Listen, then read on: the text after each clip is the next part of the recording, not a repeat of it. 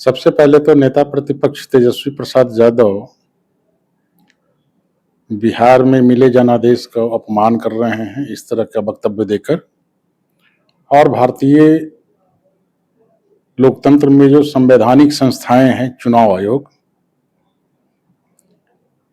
इन बयानों से उन पर भी हमलावर हो रहे हैं।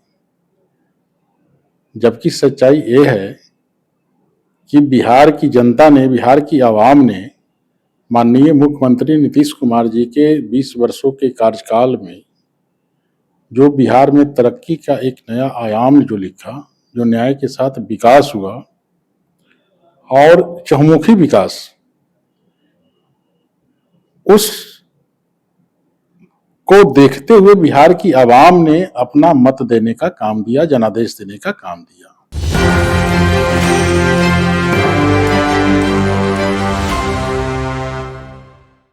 नमस्कार, मनीष सद्दक है एक न्यूज 24।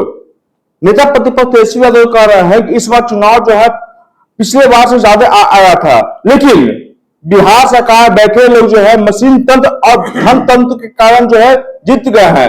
इस सिलसिले में जो है जदयू के प्रवक्ता जो है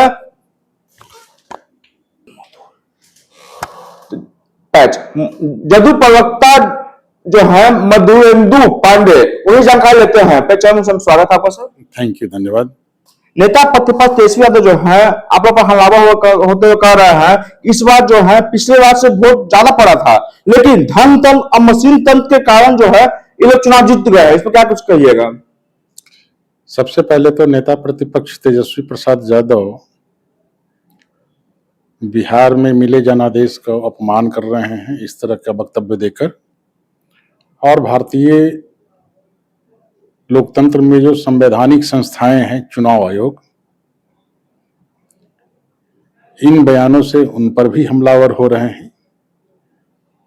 जबकि सच्चाई ये है कि बिहार की जनता ने, बिहार की आवाम ने माननीय मुख्यमंत्री नीतीश कुमार जी के 20 वर्षों के कार्यकाल में जो बिहार में तरक्की का एक नया आयाम जो लिखा, जो न्याय के साथ विकास हुआ और चहुमुखी विकास, उस को देखते हुए बिहार की आवाम ने अपना मत देने का काम दिया, जनादेश देने का काम दिया। साथ ही वर्ष 2005 के पूर्व की स्थिति और वर्ष 2005 के बाद की स्थिति बिहार की आवाम देख रही है। उन सब चीजों को देखते हुए बिहार की जनता ने ऐसे जो नेता प्रतिपक्ष तेजस्वी प्रसाद यादव हैं, इनको दरकिनार करने का काम किया कि ये कभी भी न बिहार की जनता, या यूं कहे कि बिहार के प्रति एक कभी संवेदनशील या गंभीर रहे ही नहीं। कभी देखते हैं कि विधानसभा सत्र चलता है तो ये बाहर भाग जाते हैं। ये तो प्रवासी राजनीतिज्ञ हैं। वो कह रहे हैं सर कि 10,000 जो विधानसभा के इलेक्शन टाइम में 10,000 क्या बंटवाना क्या जरूरी था? उनके लिए कोई जरूरी नहीं था ना। जो व्यक्ति कभी काम किया ही नहीं हो उसके लिए तो, अगर अगला कोई काम करता है तो उनको लिए तो कोई जरूरी होगा ही नहीं।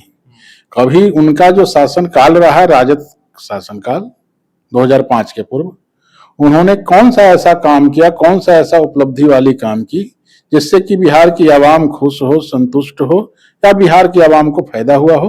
कभी उसने कुछ किया? न रोजगार देने का काम किया, न बुनियादी सुविधाओं जो देनी चाहिए आवाम को वो भी देने का काम उन्होंने नहीं किया। तो एक होता ना है देहात में गलथेथरी, वो ही इसी टाइप का इनकी जो है, कोई मुद्दा तो इनके पास है नहीं, तो मुद्दा विहीन राजनीति करने पर ये उतारू हैं। और अभी तो कुछ मिला कि नेता प्रतिपक्ष किसी तरह बन भी गए, आने वाले दिनों में इनका पूरी तरह सफाया हो जाएगा। कह रहे हैं कि अफसरशाही बहुत ज्यादा हो चुका है। कहाँ अफसरशाही ज्यादा हो गया है? बिहार में तो देखिए कि हर जगह काम हो रहा है, हर जगह जिसको जितने बजे ड्यूटी है ऑन ड्यूटी वर्क कर रहा है, कहीं अफसरशाही नहीं है। इनके शासनकाल में भले सब कुछ रहा करता था, कोई मिलता नहीं था अफसर, ठीक से बात नहीं करता था, किसी भी जनता का काम नहीं होता था। ये बोल रहे हैं सर कि कोई बात सुनता नहीं है और साफ तौर पर पहले के लोग जो है बात सुनते थे और काम करते थे, अब के लोग जो है बात को सुनते तक नहीं है। इनके शासन काल में कितना काम हुआ है बिहार की जनता वाकिफ है ना। और आज किसी भी ऑफिस में जाइए ना, ऑन ड्यूटी जिसका टाइम है, कोई भी अफसर हो, कोई भी लेवल का अफसर हो, वो सब हाजिर है और सब काम करता है, सब मिलता है। काम नहीं होता तो बिहार की आज जो देखिए जो तस्वीर और दशा दिशा जो तस्वीर बदली है वो देखने लायक है। सारे लोग देखिए, गर्मी हो, बरसात हो, धूप हो, माननीय नीतीश कुमार जी के साथ पहले भी देखे होंगे कि सारे अफसर योजनाओं का, कार्यक्रमों का वो निरीक्षण करते थे। इनके शासनकाल में क्या होता था? इनके शासनकाल में तो ना कोई कार्यक्रम बनता था, ना कोई योजना बनता था, ना कोई निरीक्षण करता था। सिर्फ घोटालों की सरकार थी, भ्रष्टाचारों की सरकार थी। नेता प्रतिपक्ष जो है लगातार अपराध पे भी हमला आप लोग को हो रहा है कि इस जो नई सरकार जो बने उसमें अपराध चरम पर पहुंच चुकी है। अपराध चरम पर नहीं पहुंच चुकी है, इनको उतनी जानकारी नहीं है। अगर कोई व्यक्ति अपराध करता है तो वह तुरंत कानूनी शिकंजे में आकर गिरफ्तार होता है, कार्रवाई होती है। पुलिस त्वरित कार्रवाई करते हुए गिरफ्तार करती है अगर कोई अपराध करता है तो। और ये ऐसा नहीं है कि कोई भी स्टेट या कोई भी देश निर्मूल अपराध मुक्त है, ऐसा कहीं नहीं है, ऐसा कहीं नहीं होता है। लेकिन अगर कोई कानून को तोड़ने का काम करता है, कानून तोड़ता है, तो उस पर कानूनी शिकंजा जरूर कसता है और बिहार पुलिस तंत्र, बिहार की पुलिस त्वरित कार्रवाई करते हुए उसे गिरफ्तार करती है। लास्ट सवाल सर, अब तो मुख्यमंत्री सम्राट चौधरी बन चुके हैं, तो क्या बिहार में शराबबंदी जो कानून जो है क्या बिहार में शराब चालू होगा या चालू नहीं हो पाएगा? नहीं, बिहार में शराबबंदी जब लागू है तो लागू है। ये माननीय नीतीश कुमार जी का और तमाम दलों का यह संकल्प है ना जी।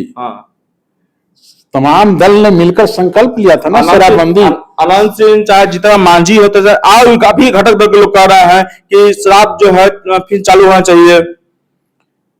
हम अन्य किसी को नहीं जानते, हम अपने नेता माननीय नीतीश कुमार जी को जानते हैं और उनका जो निर्णय है वो अटल है।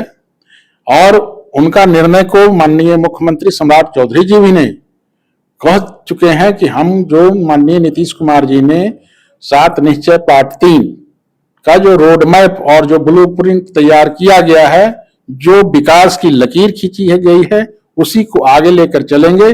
और पूर्व में भी जो काम हुआ है, जैसे कि आप पूर्ण शराबबंदी की बात कह रहे हैं, ये सब लागू रहेगा, कहीं कोई किंतु परंतु नहीं है। तो आप सुन रहे थे जदयू के प्रवक्ता मधुरेंदु पांडे को जी को ये सारे प्रश्न जवाब दिया। तमाम खबर देखने के लिए एक न्यूज़ 24 से बने। धन्यवाद।